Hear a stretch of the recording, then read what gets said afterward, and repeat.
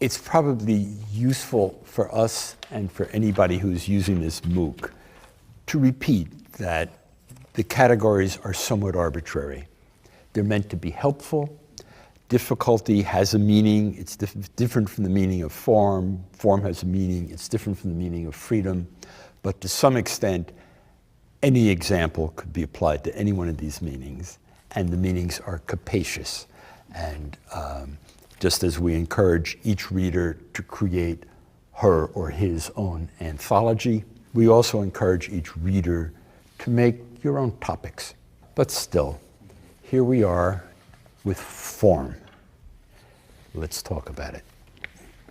I can sort of go from there, because we were just talking about freedom, now we're talking about form, and for me there was a moment in the Robinson poem, in the Eros Tyrannos, where I felt like form was generating a kind of freedom with the language. And it was the fourth stanza, which for me was sort of the crux of the poem, where it says, the falling leaf inaugurates the reign of her confusion, the pounding wave reverberates the crash of her illusion. At home where passion lived and died becomes a place where she can hide, while all the town and harbor side vibrate with her seclusion.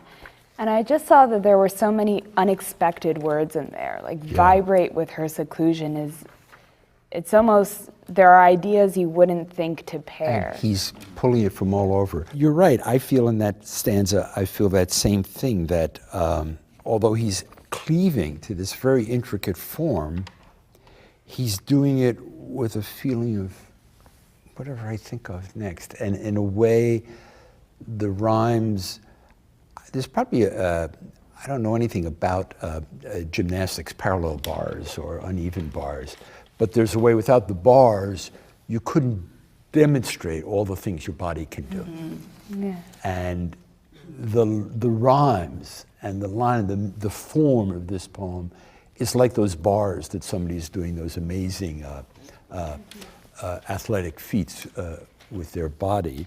And the vocabulary that Sarah's pointing out is like the feats that the body is coming up with. And the form is like the steel bars.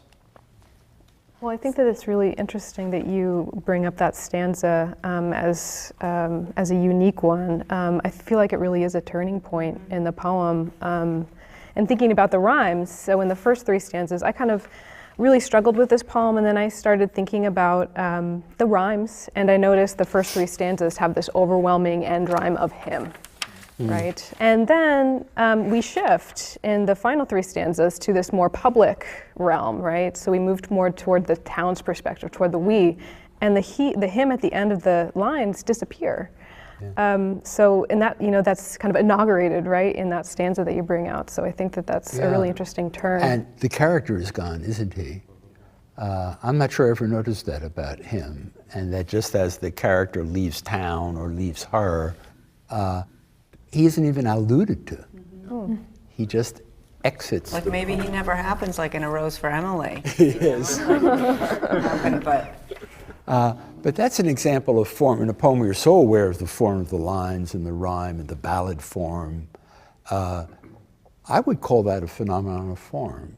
Nobody ever sets out to say, in the first half of the poem, I will use the word him a lot at the ends of the line. Then in the second half of the poem, I won't at all.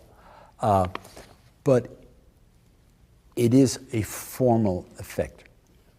And it's also a good demonstration that you don't have to notice form in order to be affected by it. Yeah. They say that one reason the Manhattan skyline looks so good is that the grid of streets is rectangular, and then there's also rectangles in the windows of the buildings, so that there's a principle, but the principle is almost invisible to some extent in the sense of the grid. And you can hear a piece of music and not be aware that the form involved a time signature change or a key change, but you're affected by it. You feel it. And you're pointing out that him and then no him, it's not that I wasn't affected by it just because I hadn't noticed it. Mm-hmm.